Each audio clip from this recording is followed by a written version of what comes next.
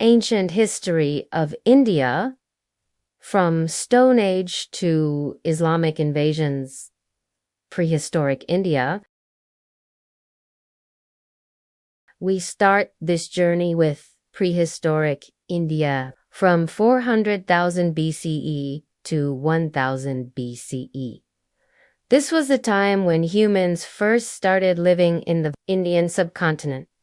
These people are known as the Paleolithic people or the Old Stone Age people. They lived by hunting animals and eating their meat. Some of them also started to gather fruits and plants for food. This is called the Stone Age because these people used tools made out of stone like hand axes and knives. Some of these tools have been found in many parts of India like Gujarat, Rajasthan, Kashmir, and the Narmada Valley. As time passed, these people learned to make better tools and weapons out of metal. They also domesticated animals like cows, buffaloes, sheep, and goats, and learned to grow crops like rice, wheat, and barley. They lived in small groups and moved from place to place following the herds of animals they hunted. Around 7000 BCE, the Neolithic or New Stone Age people started living in one place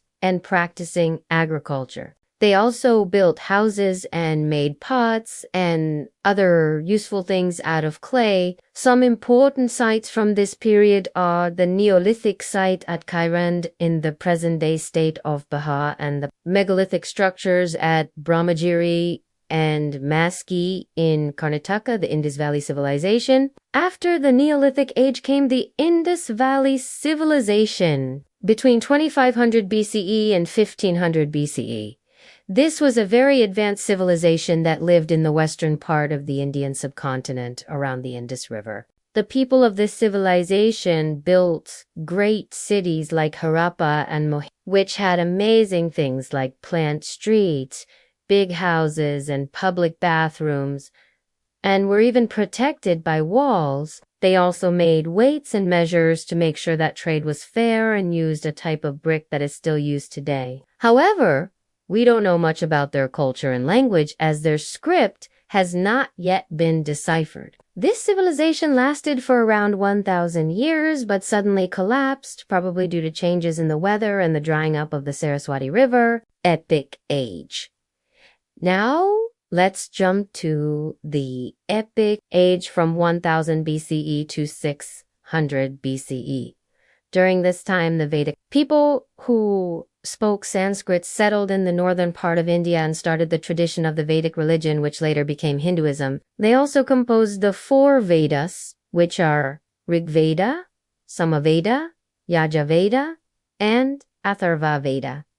These are the oldest scriptures of Hinduism. During this time, there was no king, but the powerful group of nobles or Rajputs ruled the land. They divided the society into 4 classes or Varnas, Brahmanas or priests, Kshatriyas or warriors, Vaishyas or traders, and Sudras or servants. The epics like Ramayana and Mahabharata were also composed during this age. They tell us about the customs, traditions, and beliefs of the people of that time. During this age, iron tools and weapons started to be used. Agriculture and trade became more important, and cities like Kashi, Hastinapura, and Ahichatra became important centers of trade and commerce. But towards the end of this age, new religions like Buddhism and Jainism started to appear because of the teachings of Mahavira and Lord Buddha, respectively. They attracted a lot of followers from the upper classes.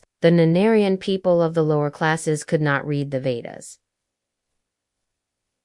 so they could not participate in religious activities. So this led to the rise of new religions, which did not believe in the authority of the Vedas, rise of Jainism and Buddhism. Now, let's talk about the rise of Jainism and Buddhism from 600 BCE to 322 BC. Jainism and Buddhism started as new paths of thinking and behaving around 600 BCE.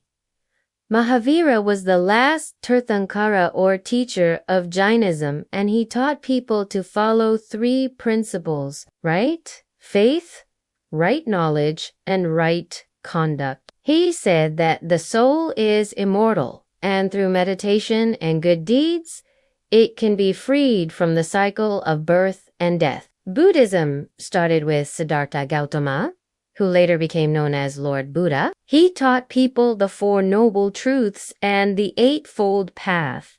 He said that life is full of suffering, and the cause of suffering is our desires. To end suffering, we need to follow the Eightfold Path, which includes right understanding, right thoughts, right speech, right action, right livelihood, right effort, right mindfulness, and right concentration. Both Jainism and Buddhism spread to many parts of India and outside India like Sri Lanka, China, and Japan. These religions helped people to think about their lives and find peace.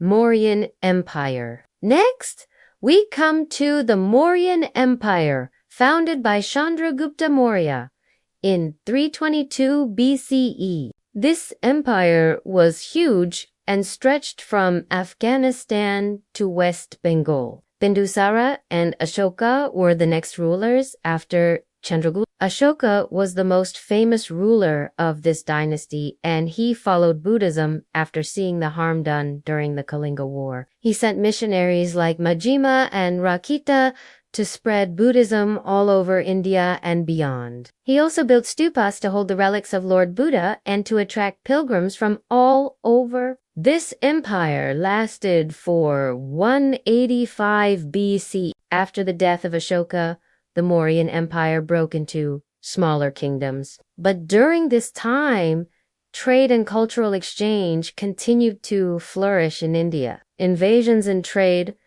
between 185 BCE and 320 CE. India saw many invasions from outside forces. In 185 BCE, the Indo-Greek king Menander invaded India and defeated many kingdoms in the north. His successors continued to rule in the Punjab and Kashmir regions. In the 2nd century CE, the Indo-Scythian king Kuyula Cadphises invaded India and took control of the northwest regions. He was succeeded by his son, Kani, who became famous for spreading Buddhism all over Central Asia.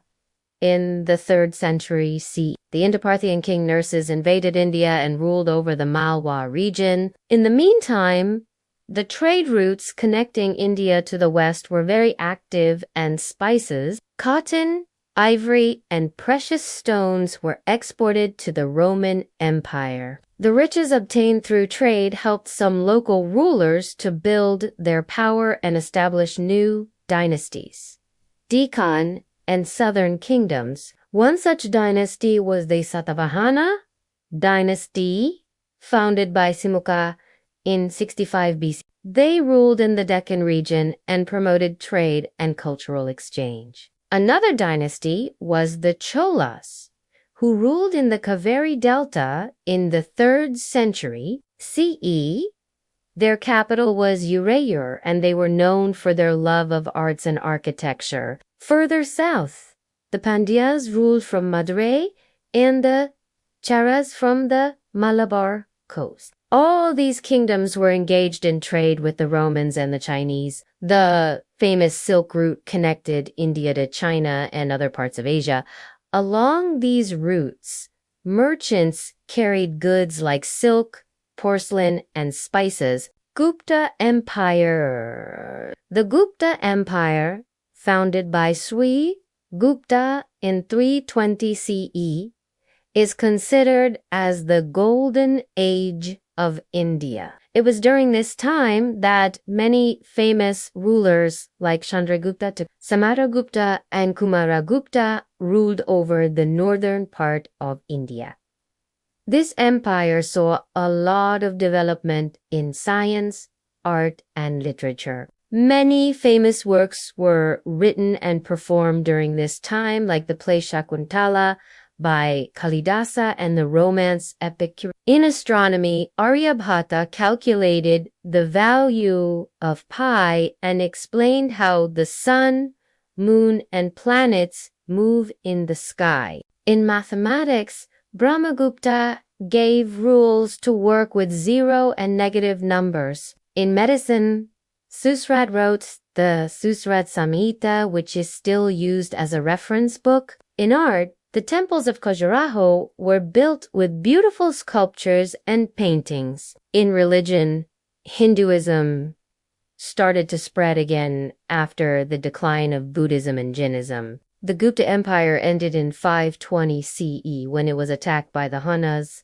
small kingdoms in Hun invasion. After the fall of the Gupta Empire, many small kingdoms appeared all over the subcontinent, like the Vardhanas in the north, the Pallavas in the south, and the Chalukyas in the Deccan. But in the meantime, the nomadic horse-riding people called Huns invaded India and created a lot of destruction. They were defeated by the Vardhana Emperor Harshavardhana's reign. Harshavardhana was a great ruler who founded the Vardhana dynasty in 606 CE.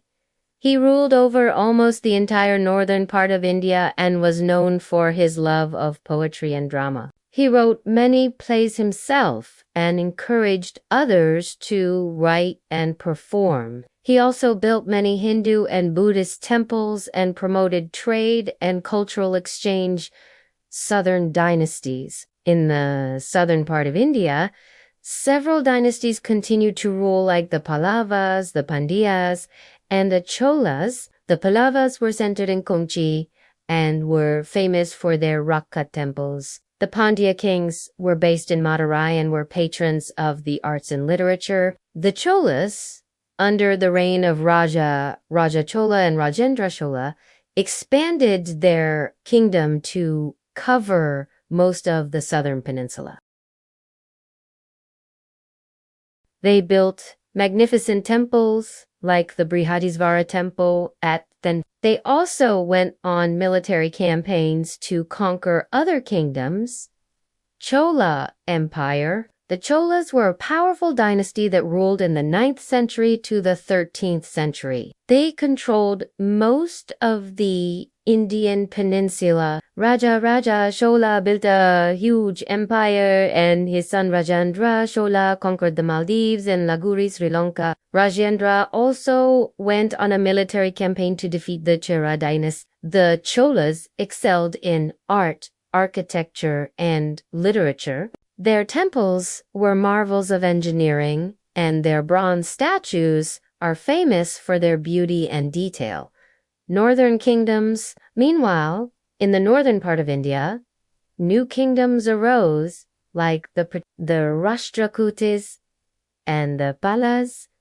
The Pratyaharas were centered in Kanahuj and were rivals of the Rashtrakutas were based in Manukita and were patrons of art and architecture. The Palas were centered in Bihar and were supporters of Buddhism. But in 1192, Muhammad Ghori, Muslim invader from Afghanistan, defeated the Hindu Shahis and established the first Muslim kingdom in India. Soon, more Muslim invaders came to India, like Qutb al-Din Abbas, who founded the Delhi Sultanate in 1206.